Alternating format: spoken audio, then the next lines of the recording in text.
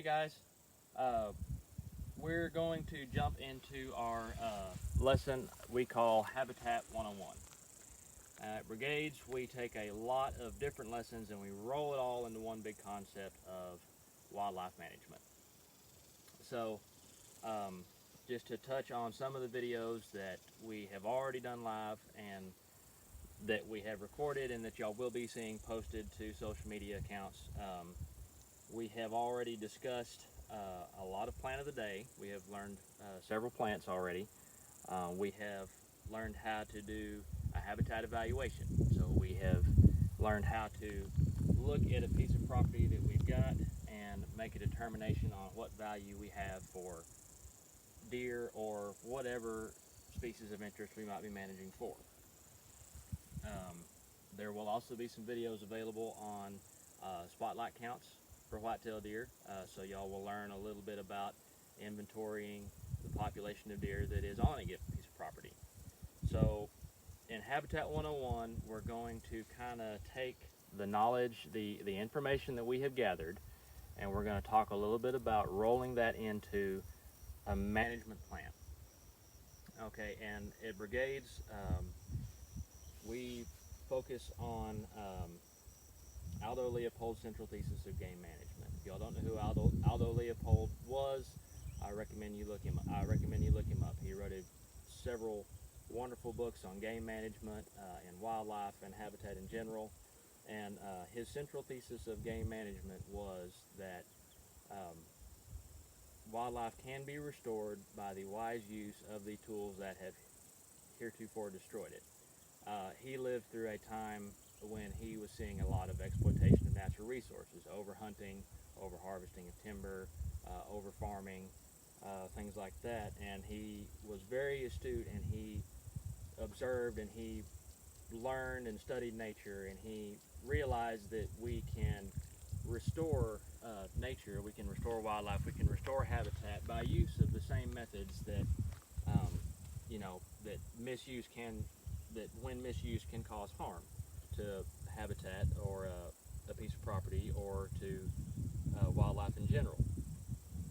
Now his tools of wildlife management that we're going to talk about were the axe, the plow, the cow, the fire, and the gun. We'll just hit on each one of those a little bit, and we'll give a little bit of an example of how those can be used to benefit land. So the axe,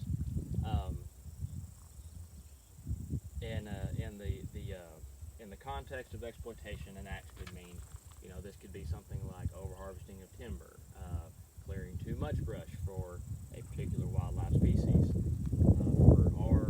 for the purpose of restoring wildlife habitat.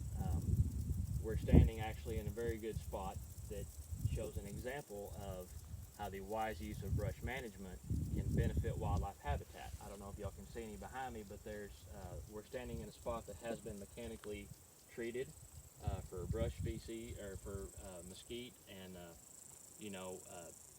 brush that was too thick for wildlife. That's actually a pretty common misconception that I run into in my job, is that thick brush, you don't want to get rid of thick brush because you will ruin your wildlife habitat. You can take it too far.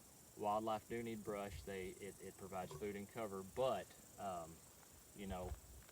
management of brush does not degrade wildlife habitat. They'll use open areas, but there's you can see some of the remnants of brush that has been managed mechanically. This could be with heavy machinery, bulldozers, excavators, skid steers, things like that. So that's an example of an axe and how you would use it to benefit wildlife habitat. You can see they have selectively left some of our beneficial wildlife species, some elbow bush, some post oak, and a few other, some little leaf sumac, and some other shrubs in the background. They have come through, removed the stuff that was too thick and not as beneficial, and they have left the stuff that is preferred habitat for deer. The second tool in Aldo Leopold's toolbox, the plow, that can refer to several different things. Say we have done our habitat evaluation and we have determined that we're a little bit short on annual forbs or perennial forbs or other desirable plants that deer will select. So we can do something like run a disc over an area that's not as diverse, or a pasture aerator, or a roller chopper. These are all implements that will be pulled behind heavy machinery, and we can disturb some of the soil and some of the plants in a targeted region. This disturbance drives a process called succession. If we disturb an area, Mother Nature is going to take that disturbance and she's going to start the process of succession with annual forbs, annual grasses, and in time, the perennial forbs will move in and your perennial grasses will retake, and you can add diversity to your wildlife habitat with the wise use of tools like the plow. The cow, the third tool in Aldo Leopold's toolbox, now that's refers to livestock grazing, not just cows, but livestock grazing in general. In the context of exploitation, we can have overgrazing, we can have overstocking of livestock on a given range that degrades habitat, wildlife habitat, and soils and plant communities. So the cow and this tool in the toolbox simply refers to managed grazing. This is something that can be as simple as providing livestock water in different places to spread out grazing pressure. This can be something as easy as using electric fences or permanent fences to divide pastures so that a managed grazing system can be implemented. We can graze one pasture at a certain time of year to kickstart that succession process, generate some diversity, and we can rest certain pastures at certain times of year to make sure that we have adequate fawning cover available for whitetail deer or whatever our target wildlife species is. The fourth tool in our toolbox is fire. Now, the fire tool, the most drastic difference that we see in fire as a tool is the perception of wildfires versus prescribed burns.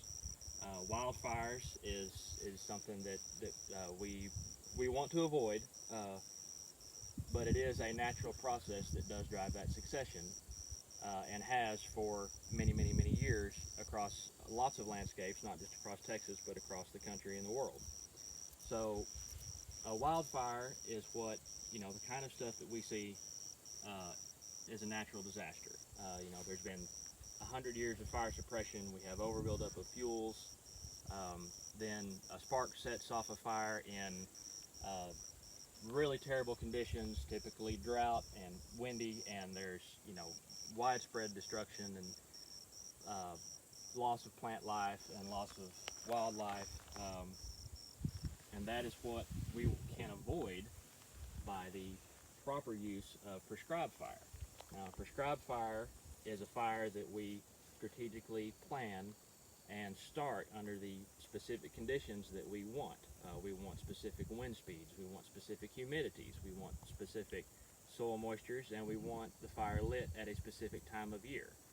And when you take into account all these factors, prescribed fire can be a tool to drive succession in a way that benefits wildlife habitat and benefits the plant communities as a whole. So that's our fourth tool in our toolbox. And then finally, the gun, the last tool in Aldo Leopold's toolbox. In an era of exploitation, this would be something like overhunting. This would be something like indiscriminate hunting, where we don't take into account how many animals we're harvesting, or what age they are, what gender they are,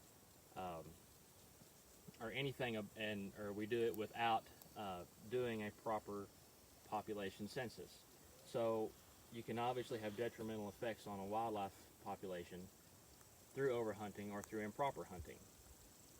Now, if we're good stewards of our wildlife and of our habitat, we have gone through the necessary steps to inventory our population, you know, we've done spotlight counts, we've done our helicopter surveys, we've set out our game cameras, we're tracking the deer population, and we know about how many that our given piece of property can handle, and we know whether we have a healthy age structure or not. We're going to have some really cool videos on population dynamics throughout the summer, so keep an eye out for those.